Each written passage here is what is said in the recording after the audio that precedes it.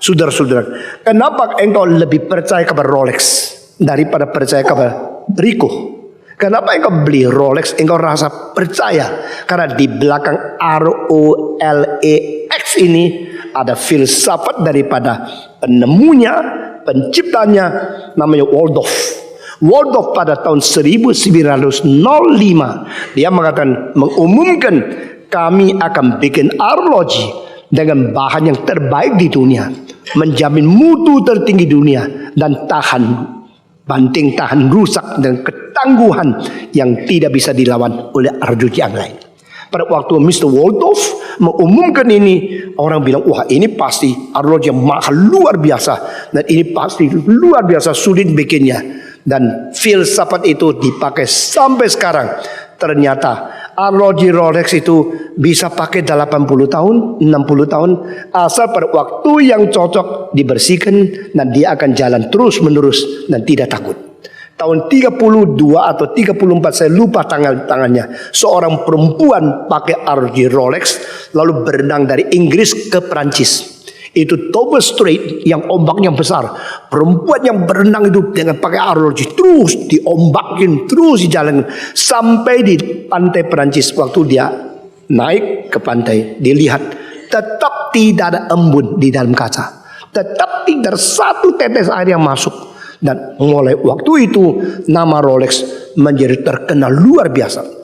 Tahun 52 dengan explorer pertama, seorang Lord Hillary membawa Rolexnya naik ke Gunung Everest. Di atas Mount Everest yang tingginya 8.892 meter waktu itu. Sekarang turun sedikit. Bumi ini gerak-gerak. Jadi ukuran setiap tahun sedikit beda. Waktu itu dia naik di top di situ, difoto dengan bendera Inggris. Saya lupa Inggris atau Australia. Setelah dia selesai turun, itu saudara semua lihat arloji Rolex yang tetap jalan dan tidak rusak, sehingga mulai seluruh dunia menganggap di Dover Strait, di Everest ini dua menyatakan dan menjamin istilah Rolex itu bisa dipercaya. Ini namanya nama. Di belakang nama itu ada fakta. Di belakang nama itu ada ketangguhan, ada kesuksesan, ada satu jaminan mutu. Itu namanya nama. Kenapa orang percaya kepada Omega? Omega pada waktu tahun 1959, nah saudara menyatakan dia membuat satu macam arloji namanya Speedmaster. Jadi bagaimana cepatnya engkau naik kapal terbang, naik roket atau naik apa saja, dia tahan goncangan dan jalan terus. Speedmaster itu dijual, orang tidak tahu. Tapi NASA dari Amerika diam-diam membeli 40 macam arloji yang paling mahal di dunia. Setelah dibeli, dicoba kalau bawa ke bulan masih jalan tak. Waktu roket itu meluncur di angkasa, itu 1 jam 50.000 kilometer. Bayangkan ya, kalau you naik jet yang paling cepat sekarang, dulu masih ada Concorde, sekarang sudah tidak ada. Naik Boeing 747 paling banyak 960 km 1 jam. Tapi waktu pakai roket yang diluncurkan dari itu bumi ke bulan, itu hampir 50.000 km 1 jam. Waktu itu disediakan di situ 40 macam arloji, 39 macam arloji yang gagal. Semua gagal, termasuk Rolex. Rolex kenapa? Karena waktu ditahan panas, ditaruh di tempat yang suhunya 90 derajat, jarumnya bengkok sedikit. Sehingga waktu jarum sama jarum ketatap bengkok, nggak bisa jalan. Sehingga di situ jarumnya gagal. Tapi yang lain luar biasa Rolex. Satu-satunya yang lolos cuma Omega Speedmaster. Saya bukan agen arloji ya. Saya tidak dapat komisi ya. Saya cuma memberitahu. Akhirnya setelah itu dengan arloji musik kembali kepada nama ya.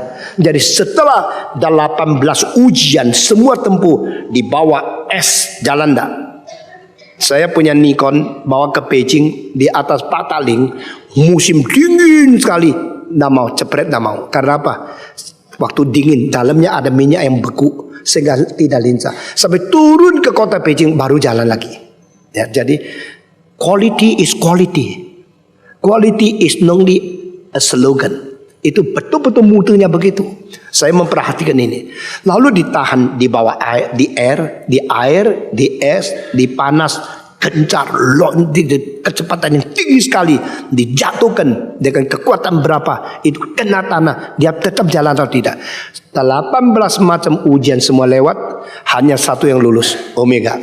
NASA itu beli 40 macam ROG, dan dia tidak pakai nama NASA. Dia coba beli dari Fortis, daripada Omega, daripada Rolex, daripada Titoni, semua dibeli dicoba dengan satu keadaan yang sangat fair, tidak ada nepotisme. Semua ujian itu dengan ketatnya luar biasa.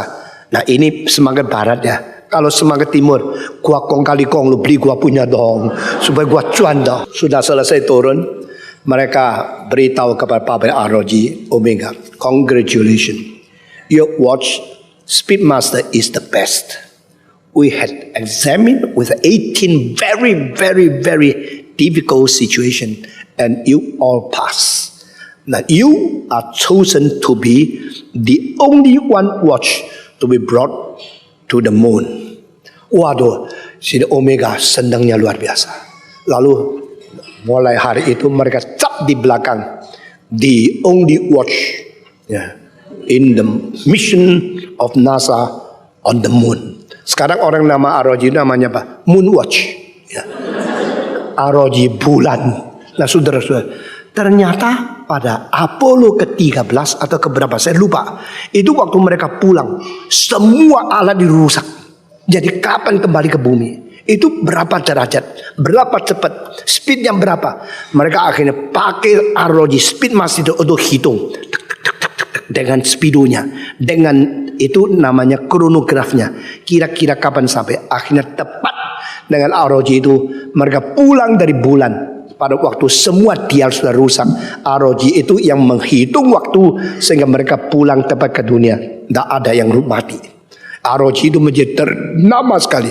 Jadi Rolex nama paling besar karena pernah lewat laut dan tidak rusak.